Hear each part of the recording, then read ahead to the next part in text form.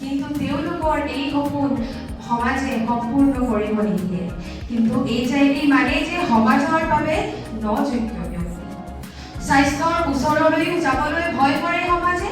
চিকিৎসাৰ অধিকাৰ আছে, কিন্তু ডাক্তৰ আঁতৰি যায় আৰু চিকিৎসাৰ ক্ষেত্ৰত ব্যক্তিৰ বিৰুদ্ধে সন্দেহৰ সৃষ্টি হয়। বন্ধুত্ব বা প্ৰেম নিষিদ্ধ।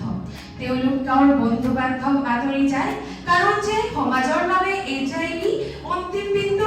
ঘৰৰ পৰাই বহিষ্কাৰ কৰি দিয়া হয়, যাৰ ফলত তেওঁলোক মানসিকভাৱে সম্পূৰ্ণৰূপে ভাগি পৰে। শিক্ষাৰ ক্ষেত্ৰতো একেই। শিক্ষাৰ ক্ষেত্ৰত কি হয়, যিসকল ছাত্ৰ ছাত্ৰী তেওঁলোকক উচ্চ and by treating them with the dignity that every human deserves.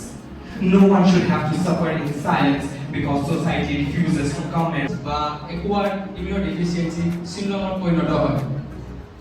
HIV এডছৰ প্ৰথম ঘটনা 1981 চনত আমেৰিকাত চিনাক্ত কৰা হৈছিল আৰু গৱেষণা মতে এই ভাইৰাছ আফ্ৰিকা চিম্পাঞ্জিত উৎপন্ন হৈছিল। আক্ৰমণ যিবোৰ and this discrimination, we are not just harming both. The results.